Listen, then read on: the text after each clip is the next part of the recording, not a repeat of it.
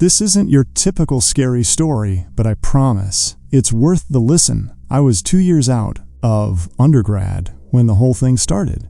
While I was technically getting an online graduate certificate at the same school I had obtained my bachelor's at, I still had a ton of free time on my hands during that period of my life. I was jumping around from odd job to odd job, looking for any old gig to fill the hours and help me stack some cash. Let's just say Indeed was my best friend at the time. I honestly found 90% of my leads from that one website alone. I was getting tired of dashing around the same 6 neighborhoods for minimum wage. So I decided a change of pace was in order as I was browsing. Indeed, later that night, I stumbled upon something intriguing. It was a private lifeguarding job at a hotel a few towns over. I know that doesn't sound that abnormal by itself, but there were a couple of strange details in that listing that gave me pause. First of all, the hours were backward, like they weren't normal pool hours.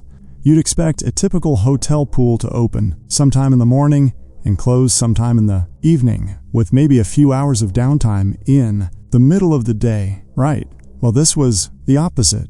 Damn near. Exactly. They wanted someone to operate and supervise a swimming pool from 5 p.m. to 1 a.m. during the week. It was basically a night shift for a pool. That wasn't the strangest thing, though. The requirements of explicitly requested an individual who didn't speak Spanish. Let me repeat that. They specifically wanted someone who didn't speak Spanish. Here was the problem. I've been speaking Spanish since I was a little kid. I'm literally half Mexican. The town in which the hotel was based was predominantly populated by Spanish-speaking Americans too, so that requirement didn't make much sense to me. In fact, nothing about the listing made sense to me. I remember being beyond perplexed when combing through it.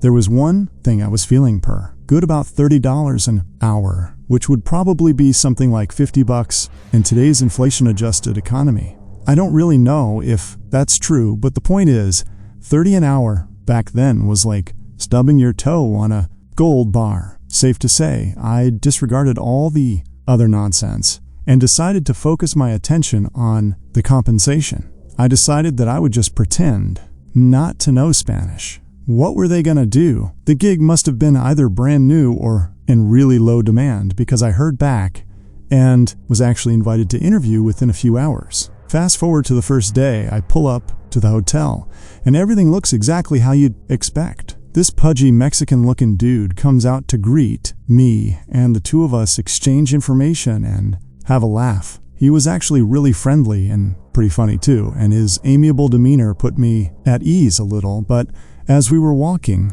into the complex, this other taller guy turned a corner and started staring me down. I could tell right away that I was being profiled, and I started wondering whether having the first person to greet me would behave. So imposing was a plot to get me to lower my guard. The second guy walked right up to me and started communicating with me in Spanish. He didn't smile, didn't say hello, shake my hand, nothing.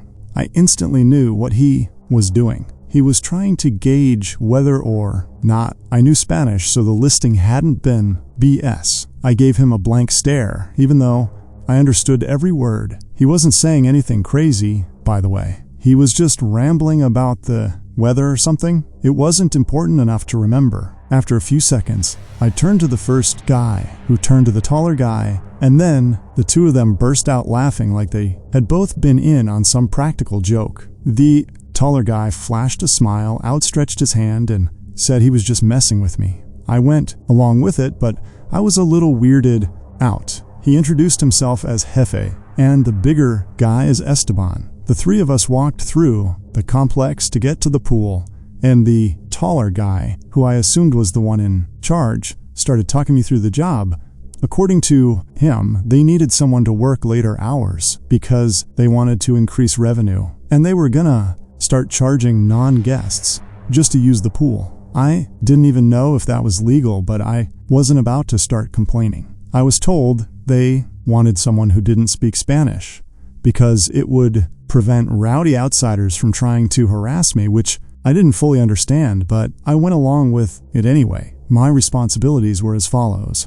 The lifeguard obviously collects money from non-guests trying to enter the pool and calls Jefe if there is any sort of problem. And there was one more thing. Jefe told me that if anyone showed me a blue wristband, I was to let them into what he called the pool house, which was a huge building behind the lifeguard stand. I didn't ask questions. The first week was really chill. In the first few weeks, actually, a lot more people used the pool than I was expecting. So I had my work cut out for me. I collected money from outsiders and kept an eye out. No one showed me a wristband. The first time someone showed me a wristband was about a month in. On some random day, this buff Hispanic guy in shades and a white button-down shirt walked up to me, clearly not knowing a lick of English. He showed me his wristband, and I unlocked the pool house. About an hour later, he emerged and began walking towards the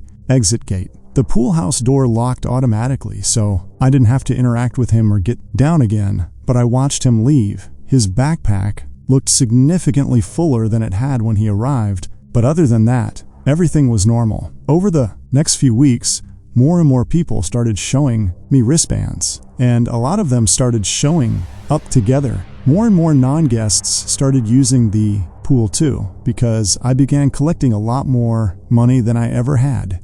At one point, I realized I was actually collecting too much money, like people entering the pool would overpay me by a crazy amount on a consistent basis. I called Jefe about it, and he told me not to worry, saying that people made mistakes all the time. I could tell he didn't want to talk about it more than he had to because he hung up the phone while I was mid-sentence amidst everything fishy that was going on. That short, harmless phone call confirmed to me that I was involved in something more than just lifeguarding a swimming pool. Only after hanging up the phone did the true gravity of the situation hit me. My mind started smothering all the noise until there was a single thought. I couldn't purge my brain. Money laundering. I didn't know what to do. On the one hand, my intuition was telling me I was involved in something illegal and should get out of there immediately. But on the other hand, I had no safe way of confirming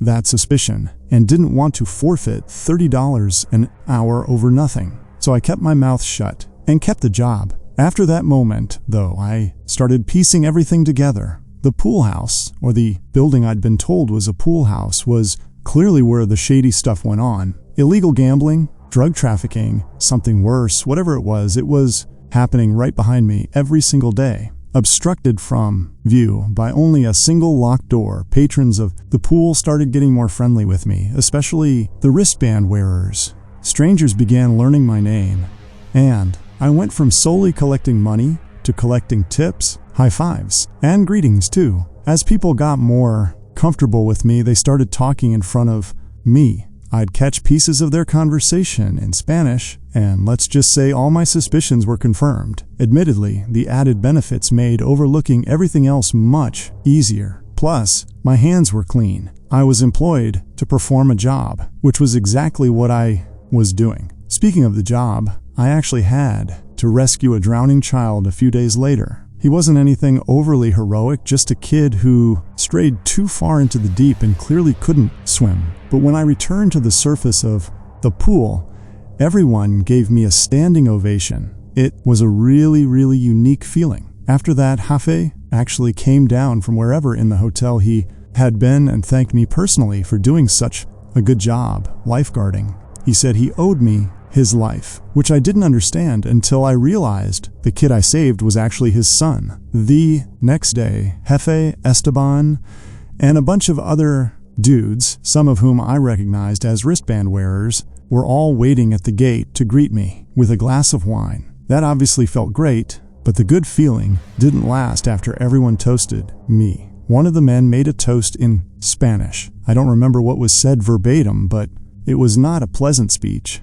He was basically toasting all the money they were making and all the, quote, lives they were destroying, whatever that meant. Everyone laughed and drank. But that was the moment that made me realize I had gotten addicted to something seriously insidious. No amount of money and tips should have justified me staying at that hotel that long. And yet, regrettably, I had the next day. My mom called me while I was at the pool. I am not going to get into it, but my mom, rest her soul, never called me unless it was something really important, so I had to answer. I got down from my stand and went over to what I thought was a private little alcove so I could have some privacy. My mom only ever spoke Spanish, so naturally I had to talk to her in Spanish. I don't remember what she called me about. What I do remember is that after hanging up and turning to head back to the pool, Esteban was standing directly in my path, staring at me. He did not look like the same friendly guy the first had met on my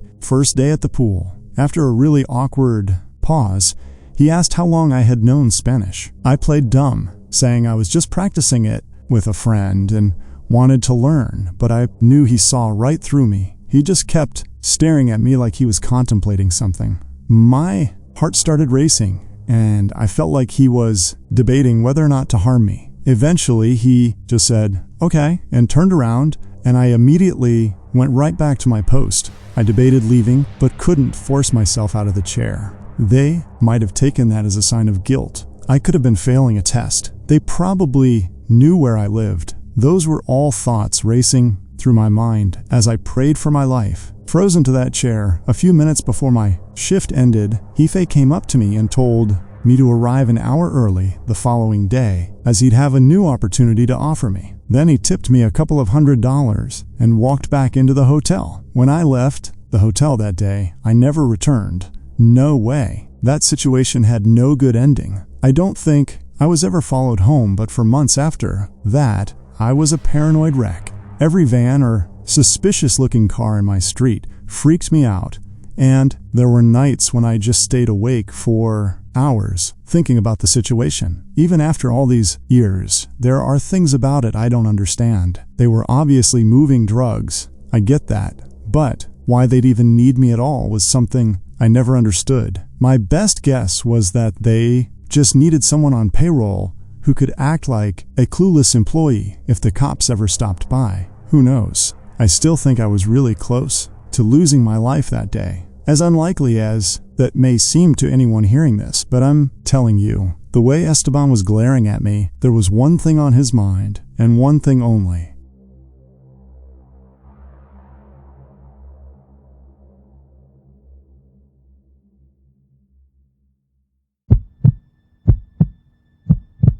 This happened many years ago. I've never liked camping. I'm just not built for it. The dirt, the bugs, the uncomfortable nights in a sleeping bag that somehow always end up feeling like a rock by morning. Unfortunately, I've been camping more times than I can count, though never by choice. My dad is one of those rugged, wilderness-loving types, and every summer, when I was a kid, he dragged me out into the woods with his equally rugged friends to disconnect from technology and reconnect with nature. By the time I hit sophomore year of high school, I'd had enough of suffering in silence. I finally convinced him to let me bring a friend along to make the whole thing a little more bearable. To my surprise, he agreed without much fuss. So I brought my friend Charles from school. Now you'd think bringing Charles would have made it worse, considering he was a hardcore Boy Scout back in the day and actually loves camping. But Charles was cool about it. He teased me for hating it, but he wasn't one of those "you're not a real man if you don't love the outdoors" types.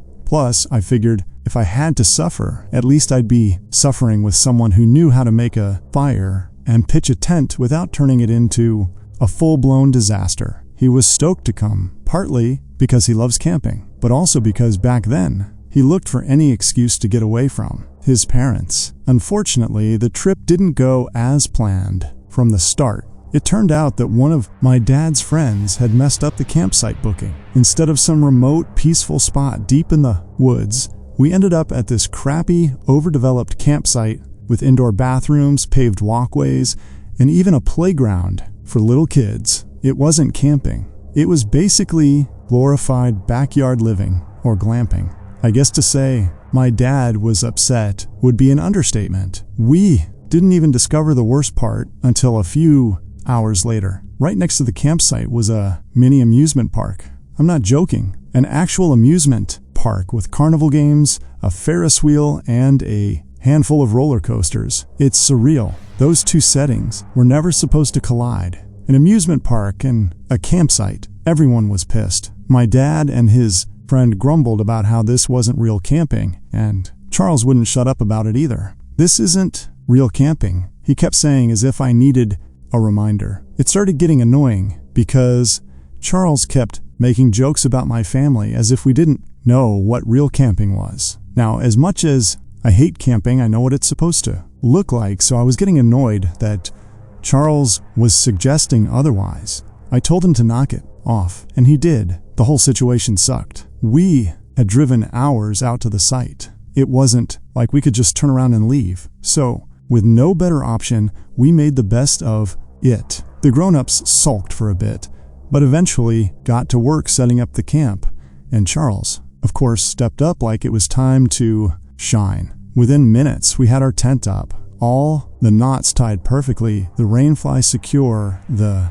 whole thing staked and towed as it came out of a manual. Even my dad, who never really gave compliments unless someone was bleeding or unconscious, nodded in approval, which got under my skin a bit. Charles and I were sharing a tent, and once everything was set up and dinner was done, we slipped away for a bit under the excuse of organizing our stuff. The truth was, Charles had brought a little metal pipe and some weed and an old Altoids tin, nothing crazy, just enough to take the edge off. I should mention that Charles and I were in that delinquent phase of life where we liked causing trouble and hanging around in places we didn't belong. I don't smoke weed anymore, and part of me will always wonder if the only reason I ever did was that I was trying to stick out and defy the norm anyway. The two of us snuck into the woods and smoked, chuckling to ourselves the entire time. I don't think either of us was worried about smelling, since we'd probably be avoiding the adults for the rest of the night. We finished our session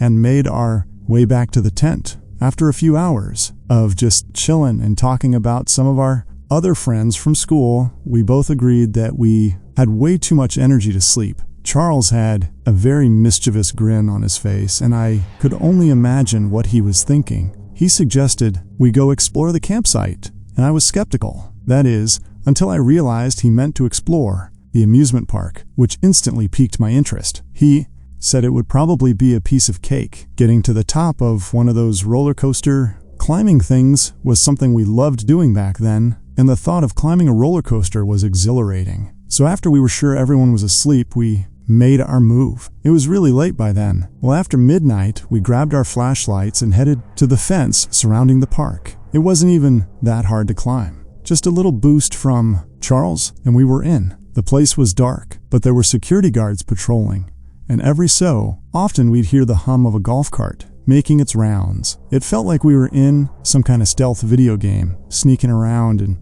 trying not to get caught. We progressed through the park, slowly ducking behind buildings and keeping an eye on the patrol. At one point, we had to sprint across an open stretch of road to avoid a guard. It was actually really thrilling, but also scary as hell. It's a hard feeling to describe. Everything seemed like a game, but both of us knew the consequences would be harsh if we were caught. We finally made it to the base of the roller coaster, and from up close it looked way bigger than it had from the campsite.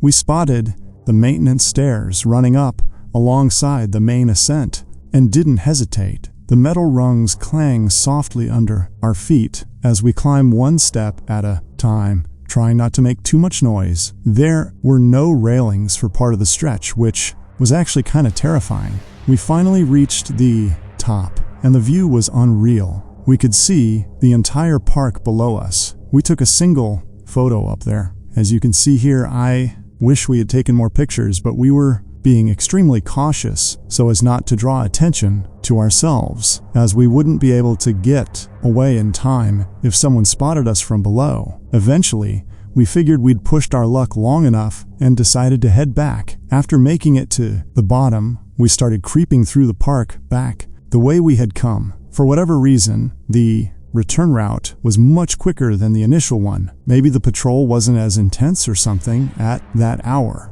I really couldn't tell you. We were maybe 5 minutes from the spot we'd hopped the fence. When we had to stop, one of the guards was making a round in the golf cart, so we had to quickly duck behind a snack shack and wait for them to pass. That's when I noticed something move in the dark. At first, I thought maybe I imagined it, or maybe it was a shadow from the golf cart's headlights bouncing off something weird. But then Charles tapped my arm and pointed in the same direction.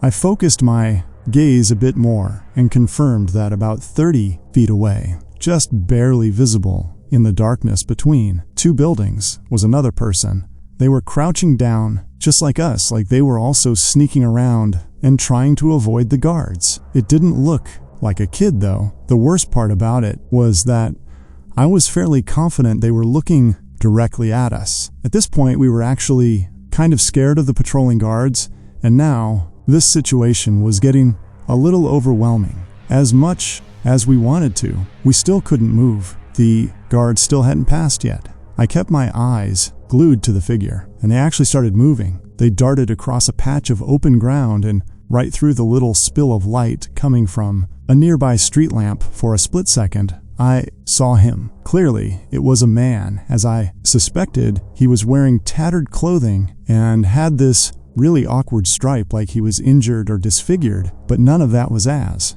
unsettling. As the dark liquid smeared across his face, it looked like blood. Charles saw it too, and the two of us exchanged a really terrified look. Eventually, the man ducked out of sight. The guard finally passed us, and we kept moving. We didn't say a word as we made our way back to the fence and kept checking over my shoulder every few seconds, convinced we were being followed, but no one was there. We made it back to the fence, scaled it the same way we came in, and dropped it. On the other hand, the difference was that this time we didn't laugh about it. All I wanted was to be back in the safe confines of our tent. I could tell Charles was thinking the same thing. By the time we made it back to our tent, neither of us brought up sleeping. We just lay there in our sleeping bags, trying to make sense of what we'd seen. The best we could come up with was that it was some homeless guy doing God knows what, a stupid explanation. I know.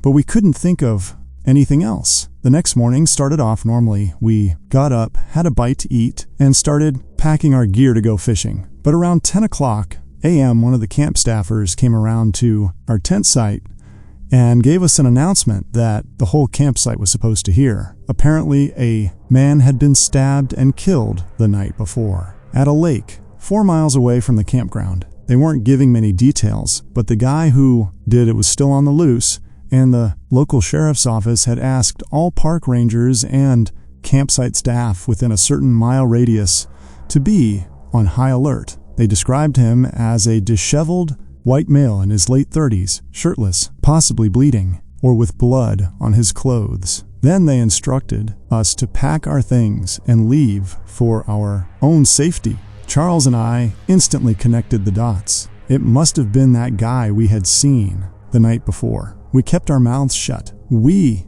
didn't tell my dad. We didn't tell the rangers, and I still don't really know why. I know I'm going to get a bunch of hate for this, and I get it, but at that age, I was more convinced of staying out of trouble than anything else. I still kick myself for not speaking up. My statement could have led to the capture of a dangerous person who may have gone on to commit more crimes. I'm still close with Charles. We went to the same college, graduated together, and work in similar fields. This experience is something we don't often talk about, though, if I'm being honest. I think Charles feels much more guilty about not speaking up than I do about making mistakes. And regret aside, though, I think it's crazy that my friend and I were mere feet away from a murderer on the run. I don't like thinking about what could have happened had we crossed paths that night.